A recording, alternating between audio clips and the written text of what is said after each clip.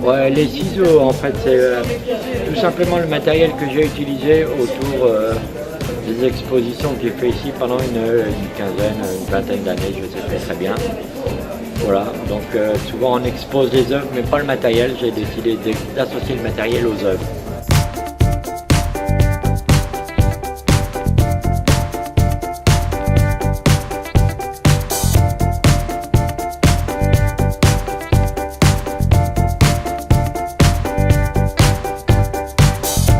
Depuis quand? Depuis pas mal de temps. Peinture, oui, avant je dessinais un peu, mais pratiquement depuis toujours. Hein. Ouais, toujours aimé ça. Et comment vous est venue cette passion pour la peinture? Je donnerais bien la réponse, mais j'ai peur qu'elle me dévalorise un peu, mais je vais quand même la donner. En fait, la passion pour le dessin, pour la peinture, c'est une passion qui m'est venue naturellement, parce que je n'étais pas très fort dans certaines matières scolaires comme l'orthographe, les mathématiques, et beaucoup plus dans le dessin, donc tout naturellement je me suis laissé glisser vers le dessin et la peinture. Alors sans faire d'erreur, on peut dire que vous êtes un peintre figuratif. On m'a souvent qualifié de peintre éclectique, mais figuratif, oui, j'aime bien.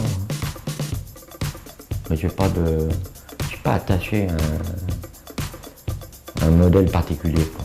Vous ne voulez pas rentrer dans les classes, comme on dit. Peut-être ça, oui. Peut-être.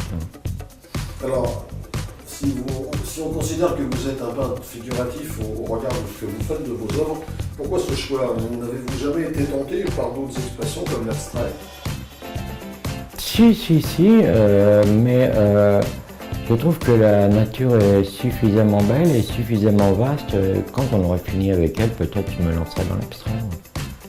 C'est-à-dire que vous n'avez pas encore terminé? Non, je pense qu'il y a encore des beaux paysages à montrer, à avoir plaisir à peindre, parce que c'est avant tout un plaisir.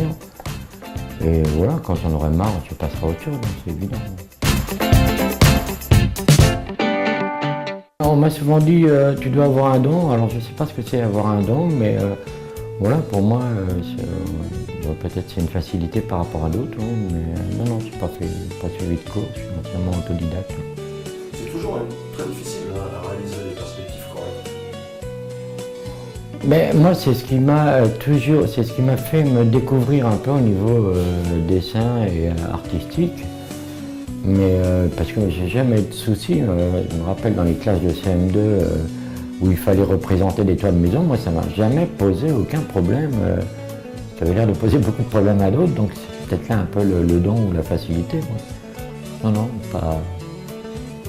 Ça l'a peut-être aidé, je ne sais pas. Alors vous avez à votre actif l'ensemble des fresques qui décorent l'hôpital de Dreux, tous les étages, quasiment tous les services et les annexes, soit environ 1500 mètres carrés, c'est important. Oui, je pense qu'il y en a un peu plus. Un pari un peu fou au début. À la première, quand je me suis retrouvé avec mes pinceaux dans les mains, je me suis dit est-ce que tu fais pas un peu est-ce que ça va le faire quoi. Et en fait non, ça le fait beaucoup mieux que sur les tableaux, parce que les tableaux pour moi c'est beaucoup trop petit. J'ai vraiment beaucoup plus de facilité sur un mur à m'exprimer que sur un tableau. C'est pour moi une évidence. Quoi. Je recherche essentiellement plus à faire du mur qu'à faire du tableau. Ça représente combien de fresques total? En chiffres, alors là, je ne sais rien, mais moi j'avais fait un calcul approximatif, ça faisait plus de 1500 mètres carrés. Maintenant, combien il y en a en faisant vite, comme ça, il y a 2 étages à la maison de retraite, plus 10 sur l'hôpital, plus les annexes, il doit y avoir une vingtaine ou une trentaine. Hein. Alors c'était pour le plaisir ou alors une façon pour vous faire connaître? Moi, je l'ai fait un peu, ni l'un ni l'autre. En fait, je l'ai fait sur la démarche d'une directrice des services techniques qui était très humaniste et qui trouvait que l'hôpital était très triste avec ses murs tous de la même couleur. Et moi, j'ai relevé un peu le défi en disant, banco, j'y vais et puis on verra bien. Et en fait, je l'ai fait essentiellement pour ça, pour la SPE. Ça vous a pris combien de temps? J'ai été détaché pendant 2 ans et demi. Vous mettez aussi de la couleur sur des objets visuels, on va dire. En fait, vous peignez sur tout ce que vous propose votre imagination. Oui. Oui. Je trouve pas d'autre réponse que oui. Mais parce que ça va du pot-au-lait, vraiment toutes sortes d'objets qu'on peut trouver à la maison. Oui, y compris ma voiture, il est passé. Je suis même peint sur des cajots, mais voilà, je sais pas. En fait, j'interprète à ma façon la nature qui, elle fait de l'art partout aussi. Alors on le voit pas, on l'apprécie pas, c'est un autre problème. Mais moi j'ai la même démarche, oui, tout est beau et tout est regardable. On peut peindre sur tout. J'ai souvenir d'être venu vous voir en exposition. Ouais, vous aviez exposé justement des petits cajots de fruits, je crois. Ouais. Toutes les couleurs et vous aviez appelé ça la fin du monde, je crois. Hein, les fins précisées. FIN. Expliquez-nous cette démarche. Mais je trouve que en fait c'est les cajots vides, je cherchais un nom à mon montage et puis quand j'ai vu les cajots vides, mais ça représente tout à fait la fin du monde. Un cajot vide, voilà, il n'y a plus rien à bouffer. Et comment ce genre d'œuvre est reçu en exposition par le public? Je sais pas, je suis pas trop curieux, à la limite je m'en fous. Mais voilà, j'avais un message à faire passer, c'est ma façon aussi à travers la peinture, de dire des choses. Donc quand vous dites je m'en fous, moi je trouve que c'est assez représentatif de votre caractère, de votre comportement, c'est-à-dire que vous peignez essentiellement pour vous. Et quand on peint, c'est d'abord pour soi, parce qu'on y prend d'abord beaucoup de plaisir. Donc on le fait, c'est nous-mêmes qui prenons plaisir, donc on le fait essentiellement pour soi au départ. Après voilà, si c'est apprécié ou pas apprécié, on écoute selon les critiques, on écoute, et moi personnellement j'en tiens compte, mais à la limite, voilà, s'il y a un truc que je trouve beau, que les gens trouvent moche, c'est leur problème, c'est pas le mien, quoi.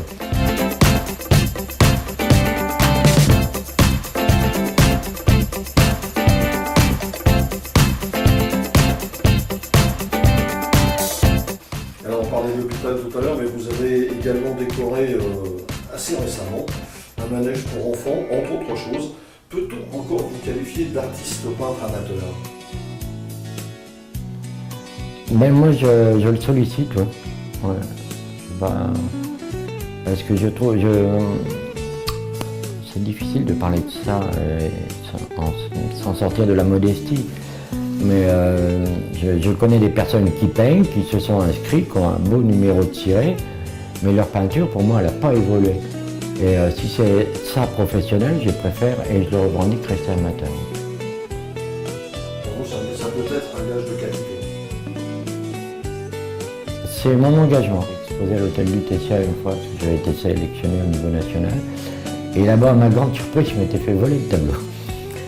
Donc à la fois j'étais un peu triste pour mon tableau parce que je l'aimais bien, et à la fois je m'étais dit, si on l'a volé, il y a 2 solutions, c'est ou parce que c'était un petit format, ou parce qu'on le trouvait beau.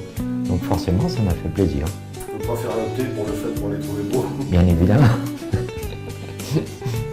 Alors pendant que d'autres recherchent la médiatisation, d'ailleurs parfois à outrance et peut-être d'une façon imméritée, vous restez plutôt discret. C'est un choix ou un aveu de timidité? Les deux. Les deux. Moi j'aime la peinture, j'aime pas vendre. Marchand, c'est pas je suis pas marchand. S'il y a des gens qui viennent, qui me disent, voilà, je vais t'acheter un tableau, je le vends, évidemment. Mais je vais pas chercher à faire de la vente, c'est pas... Et la timidité que vous revendiquez, donc, est-ce un des moteurs principaux de votre peinture? Ça, c'est une question un peu piège, un peu vistarde, à laquelle j'hésite pour répondre. Je sais pas. c'est vrai que parfois dans la vie, dans certaines circonstances, je me suis senti un petit peu naïf, je me suis dit quand même.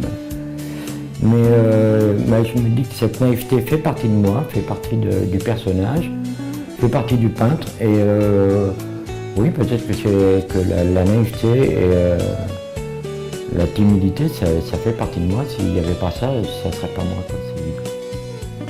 Alors, lorsque nous sommes venus voir l'exposition à laquelle vous participiez, on a pu remarquer votre sens de l'originalité, j'en parlais il y a quelques minutes, et pour ne pas dire de la provocation, avec vos toiles, vous aviez exposé une paire de ciseaux, une boîte de punaises, etc., parce qu'il y avait plein d'accessoires comme ça. Expliquez-nous. Alors la raison, elle est très simple, c'était la dernière exposition que je faisais avec ces gens-là que je fréquente depuis très longtemps, parce que j'ai toujours été fidèle à leur exposition depuis une bonne vingtaine d'années. Et pour cette dernière, j'ai dit je vais exposer tout ce que j'ai dans mon sac qui m'a servi aux expositions à peindre. Donc si j'avais amené mon matériel, j'aurais exposé beaucoup plus de choses, mais voilà, il fallait rester raisonnable aussi. Même dans la provocation, il faut être raisonnable. Et voilà. Alors là aussi, la question s'impose. Quand le public passe devant votre stand et qu'il voit justement pendu à une ficelle, une paire de ciseaux, une boîte de punaises, quelle est sa réaction? Il s'interroge. Et c'est ça qui est bien. Et c'est important pour vous d'interroger le public, justement. Mais quand vous passez devant une peinture qui ne vous fait pas réagir, ou devant des sculptures ou des choses qui ne vous font pas réagir, voilà, c'est que ça n'a aucun intérêt. À partir du moment où vous réagissez, c'est quelque part, bon ou mauvais, mais il y a quand même un intérêt. Et ça, c'est intéressant. Alors, un artiste peintre figuratif comme vous pose quel regard sur la peinture dite abstraite? Oh, voilà une vilaine question. Comment dire, j'aime certaines choses. En fait, c'est comme pour ma peinture. Moi, je ne suis pas attaché à un style, à un truc particulier. Comme pour la musique, j'écoute de tout. Y compris de ce que les jeunes écoutent dans leur bagnole quand ça fait boum boum. Mais il y a des trucs qui sont bien et il y a des trucs, c'est de la merde. Donc voilà, quand ça me titille, quand ça m'interroge, quand ça me fait vibrer à l'intérieur, j'aime, même l'abstrait. Quand ça me fait rien du tout, ben j'aime pas. C'est aussi simple que ça. Et alors seriez-vous un jour tenté par la peinture abstraite? Et puis d'ailleurs, peut-on passer facilement de l'abstrait au figuratif et inversement? Pour moi, l'abstrait en fait est une vision absolue de ce qu'on voit autour de nous. C'est-à-dire qu'effectivement, ce qui est paradoxal quand vous voyez de l'abstrait, des fois on regarde le tableau, on ne sait pas l'expliquer. Si vous demandez à l'artiste qu'est-ce que c'est, lui il va l'expliquer parce qu'il les visualise d'une autre façon. Son tableau en fait c'est une interprétation de ce qu'il voit, de ce qu'il entend, de ce qu'il vit. Mais voilà, je pense que oui, j'y viendrai, pourquoi pas, j'y suis déjà venu, j'ai déjà fréquenté un peu l'abstrait. Non, je ne suis pas attaché à un style particulier, j'y irai peut-être un jour.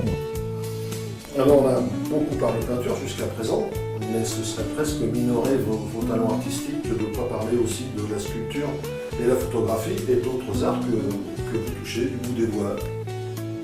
Oui, bah, la sculpture c'est plus...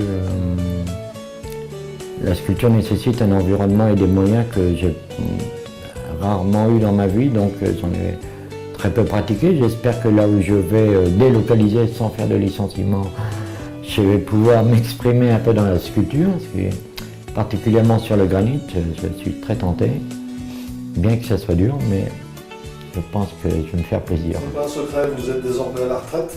Que va faire Frédéric Rousseau de tout ce temps libre? Ah, voilà une bonne question. Peut-être, probablement, un peu de peinture. Pourquoi pas de la pêche à la ligne, un peu de sculpture, peut-être faire une association, je ne sais pas. Ça dépend des gens que j'ai rencontrés. Mais je vais peut-être aussi, surtout pouvoir me faire plaisir en allant peindre directement dehors, sur le terrain, sans passer par les photos, la chaleur d'un atelier, la lumière artificielle. Ça, je crois que... Frédéric Rousseau est un homme heureux. Je pense qu'il va l'être. Le mouchoir symbolise le torchon qui sert à essuyer les tableaux quand on va dans les expos, éventuellement à essuyer les yeux quand ça se passe très mal. Voilà, et c'est aussi une note d'humour, ça peut servir à tout un mouchoir. Je laisse votre imagination se développer autour du mouchoir.